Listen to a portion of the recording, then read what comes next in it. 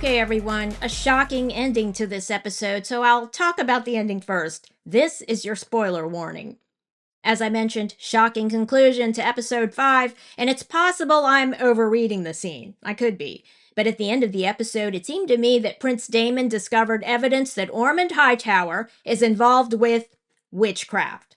Shocking. Ormond's false piety had been on display before. We just couldn't have anticipated he's a bona fide witch. Now, the image here looks to me like a gruesome mockery of the Last Supper. The gold cloaks have had their throats cut and they've been disemboweled. Now, earlier in the episode, we see two gold cloaks slashed and disemboweled, much more graphic, in a manner that seems satanic. Now, in the Song of Ice and Fire books, there is no Christianity. The faith of the Seven is supposed to be a stand-in for medieval Christianity and competition for the Red Priests, who overtly use magic. Melisandre being the best example, the priests and priestesses, red priests and priestesses, use magic to impact human events, for good and for ill. Now, additionally, Old Valyria is steeped in magic. Dragons themselves are magical creatures, and the Targaryens are not entirely human. For example, pregnancies between a Targaryen and a Westerosi are often difficult labors. Daenerys Targaryen as well called herself a dragon because she doesn't burn. She survived fire unscathed, unlike Aegon. Now, this episode of the House of the Dragon may be where witchcraft comes into the story, and not principally from the source we would have thought. Alice Rivers, who has a scene at the start of this episode using magic, yes, she causes a wind to pick up a bunch of dust, rocks, and leaves and sends them as a violent wind against a trio of bounty hunters who had come to Harrenhal to kill Aemond, but her magic wasn't lethal. It just scared off the bounty hunters. Now, the witchcraft here is different. The disemboweling is obviously personal. Daemon is shocked by what he sees, and it's Ormond's doing, although we don't see him doing it. But earlier, Ormond received a raven informing him that gold cloaks had been murdered. Now, who sent the raven? A monk. And it's not until the very end of the episode that the mighty gold cloaks, who are very capable of defending themselves, have been fighting a force that they could not defend against. Rhaenyra even sensed it. Now, here she is, because she wants to be seen praying. The High Septon had refused to anoint her, but she's trying to change his mind, obviously. Now, Daemon laughs when he finds her there.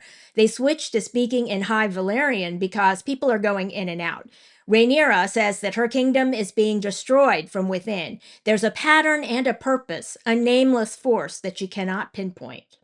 So let's talk about the mechanics. Who killed the gold cloaks? Now, my theory is they could have killed themselves under the influence of a hypnotic spell of some sort. Sir Luther Largent is among the victims, and one of them could have been controlled through a spell or controlled by a drug, which he had snorted maybe before writing the message on the wall, then killing himself. That's my theory.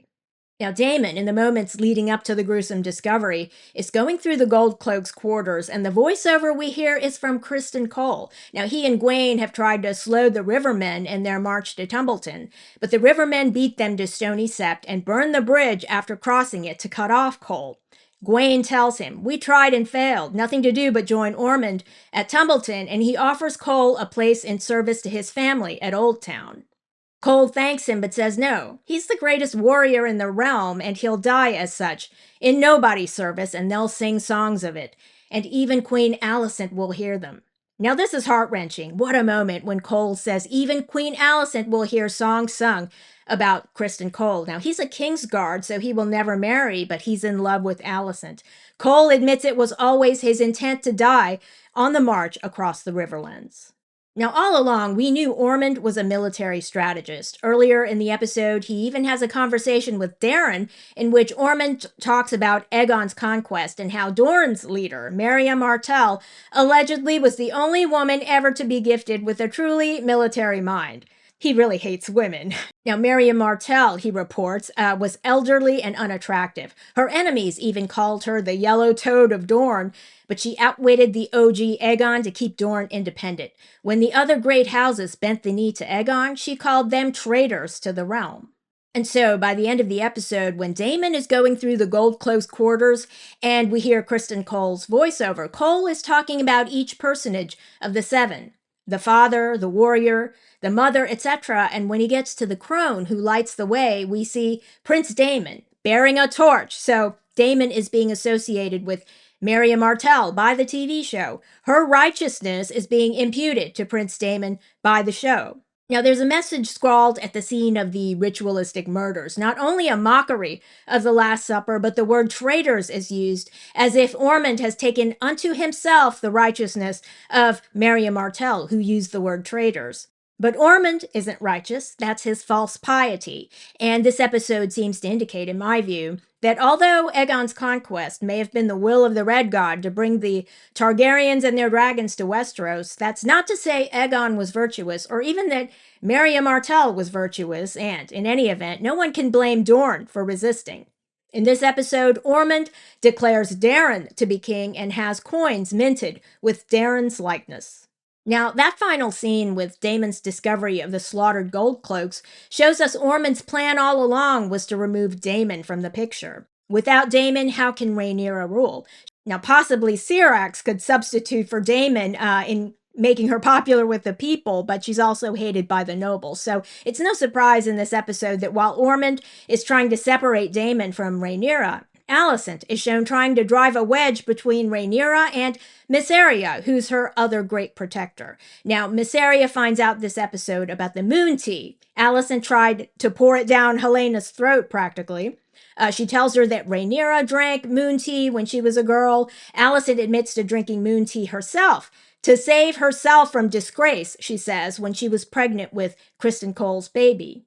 And that's so sad, given what Cole said this episode. And we all suspect Alicent returns his feelings, but she's a Hightower, so that's the end of it. Now, Alicent offers an alliance to Mysaria if she doesn't tell Rhaenyra about the pregnancy, and she needles Mysaria by saying, Rhaenyra has chosen Daemon over you. At the end of the episode, at the same time Daemon finds the gold cloaks slaughtered in their quarters, Alicent and Helaena have found a secret passage in the wall, and they go through it, not knowing that it leads to a dead end. They can't turn back because the passageway is now blocked.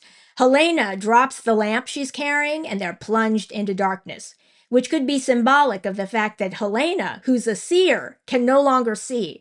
Her vision has gone dark. Now, maybe Ormond's witchcraft attacks the magic of the weirwoods directly. Maybe Ormond becomes a type of Night King. All it takes is a shard of dragon glass. We watched that happen in Game of Thrones.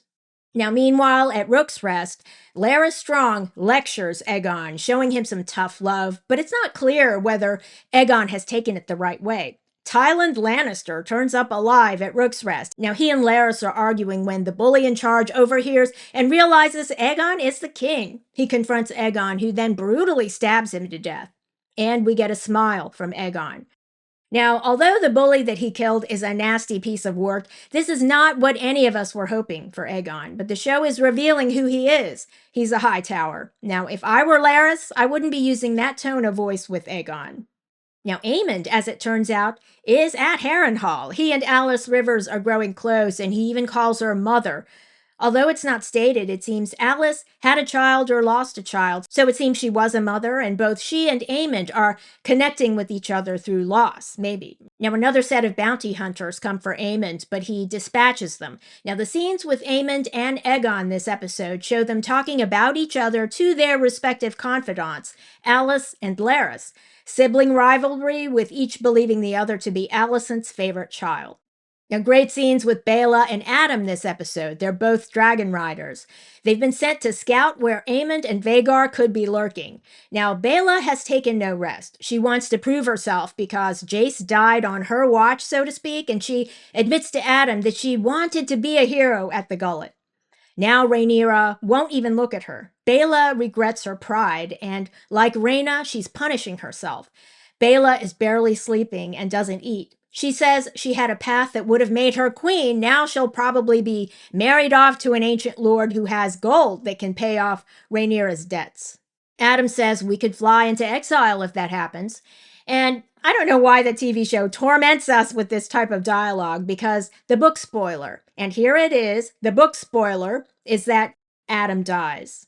Now, I would guess at the end of this season or beginning of next season. So this type of dialogue might seem sentimental, but that's what makes this show not just Game of Thrones redo. The Game of Thrones timeline was very harsh at that point in Westeros history. Life was solitary, poor, nasty, brutish, and short, to borrow a quote from Thomas Hobbes. Now, House of the Dragon is earlier in the timeline when there were lots of dragons who kept order. And there was a ruler like Rhaenyra who had a dream of ruling justly. So redemption was not only possible, but had become a reality for the dragon seeds, for example. And what we hear from Adam isn't sentimentality, in my view, but optimism. Thanks for watching. And if you enjoyed this video, leave a like and don't forget to subscribe.